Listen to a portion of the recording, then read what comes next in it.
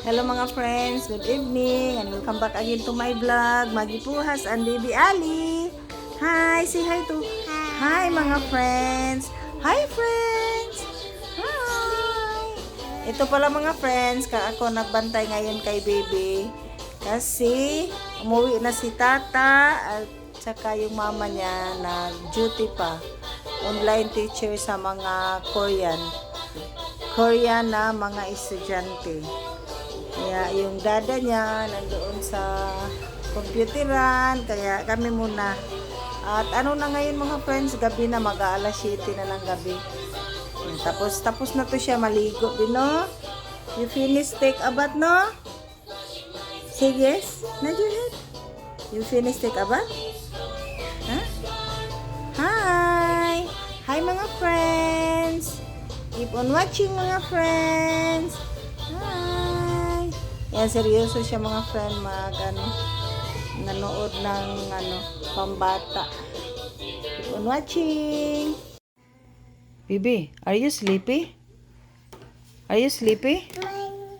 Mine? No more milk. Are you sleepy na? You sleep na ka? Go to your house ka.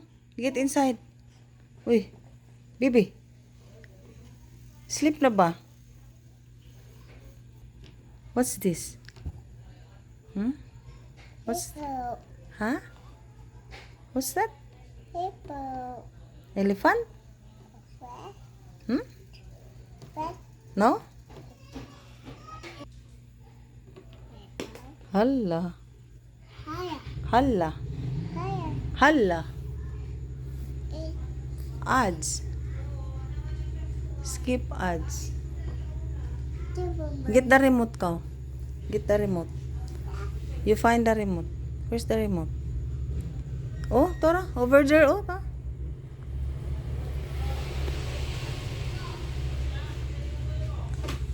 Nauutosan na yan pa. Ay, thank you, B. Yan, nauutosan na to mga friends. Nakaw, go there, ka. Lay down ka.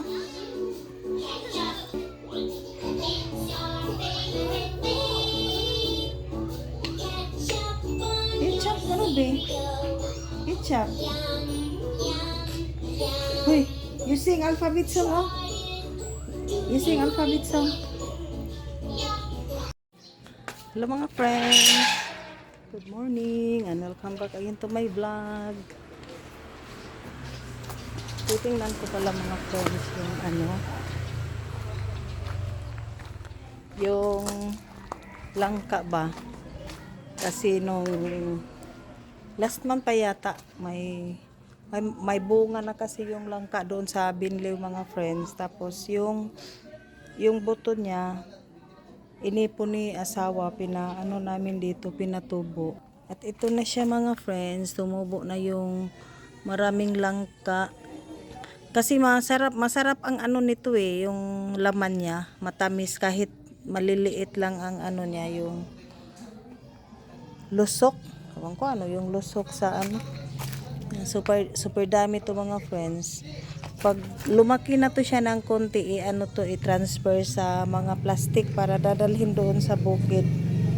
At itatanim siya doon para ipalibot sa lupa ba. Kasi ito palang langka mga friends, siya yung nakakain din pala ng mga kambing. Yan. Kasi ang kasi ni asawa mga friends, pag yung ayaw na niyang sumakay sa barko, nag-retire na siya, mag ng mga kambing ba, kambing, manok, kaya nagumpisa kami doon. Ayun, at may luya rin dito. Ito pala yung tinaniman namin noon ng ampalaya, hindi na kami nagtanim dito mga friends kasi doon na lang sa bukid. Masyadong mainit ngayon. At bukas pupunta kami doon sa bukid mga friends. Dadalawin ko yung mga tanim namin. At sa ngayon pala mga friends, hindi ako masyadong nakakapunta sa bukid kasi si asawa wala dito na sa Cebu. Tapos mga baka March 20 pa siya matatapos doon sa ano niya, mga schooling. Tapos pupunta ako doon dahil next week may ano rin ako, may treatment ako doon. Kaya doon na lang kami makikita ni asawa. Pero bukas pupunta muna ako sa bukid kasi marami ako doong pinasidling ba na mga ano sili, kamatis at saka may talong pa yata. Tapos sayang naman yun pag hindi ko na ano.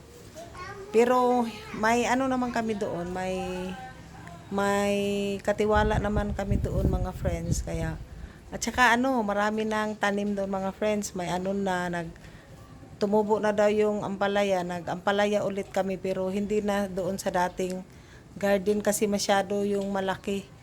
Nagtanim lang ako para o yung pang-konsumo ba, pero pag nakasobra din benta. Tapos may sili, may yung okra hindi tumubo kaya papalitan ko yun. Pero ano, may tanim na kami doon ano mga friends, yung gabi, yung may kamuting kahoy, may ubi at saka nagpatanim din ako ng kamuti. Kasi sayang naman yung lupa na hindi natataniman para may hihintayin naman tayo mga ilang buwan or next year tapos yung saging namin yung pinatanim ko last year nag-umpisa na rin siyang magbunga mga friends kaya tiyaga lang din talaga sa bukid at ayun pag wala ka ring pera doon walang maanong tanim kasi pag kami lang hindi naman pwede yung kami lang ang mag farm kaya may ano kami may tao na monthly ang ano niya pero pag yung magpalinis kami sa mga saging sa mga damo may hinahire kami na arawan tapos tutulong din yung tao namin kaya kailangan talaga doon sa bukid malinis para hindi delikado sa ahas ba. Kaya excited akong pumunta bukas kasi mga 2 weeks na kaming wala doon dahil nung umalis kami last week, tamang-tama naman tinawagan si asawa sa opisina niya kaya kailangan may mga training siya. At ito, storytelling na lang muna tayo mga friends kasi wala pa naman tayong masyadong content kaya yan, sasabihin ko lang sa inyo yung mga ganap at saka yung magaganap pa lang sa ating vlog.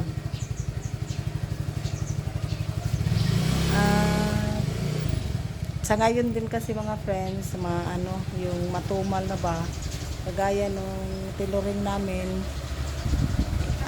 walang, parang humina yung sports. Dahil siguro sa panahon ba na crisis din kaya kung saan na lang tayo kikita yun doon muna tayo keep on watching lang at mayroon pala ako ditong mga friends yung mga buto ng kalabasa at ito pala mga friends mayroon din akong yung buto ng kalabasa siya yung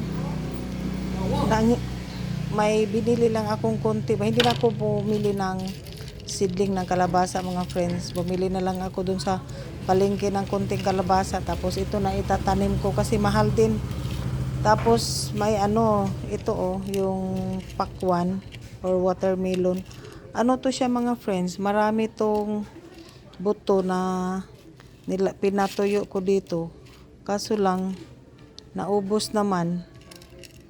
Akala ko kung bakit naubos. Pati yun may mga buto sana to ng kamatis. Ako mga friends kung bakit naubos. Akala ko inano ba ng daga. Pala yung butiki. Lizard. Sila pala ang kumain dito. Kaya malapit ang maubos yung buto ko ng melon. Yan dito. Dadalhin ko rin yun bukas sa bukid mga friends. At yan, hanggang dito na lang muna ang ating kunting kwentuhan ngayon mga friends. At bukas itutur ko kayo sa bukid. Ngayon, wala. Tahimik kasi natulog na naman yung aming batang makulit. Thank you for watching mga friends, at shout out sa lahat ng mga kaibigan natin dyan, at salamat sa nanonood pa rin sa aking vlog para naman may may pang memories dahil tumatanda na tayo mga friends. Tumatanda na pala ako. Malapit na ako mag 60 next year, senior citizen na po, kaya yan, magpi-59 pa lang naman, kaya hindi pa masyadong senior. At ayan, hanggang dito na lang muna. Thank you po. Thank you sa lahat. God bless po. Bye-bye.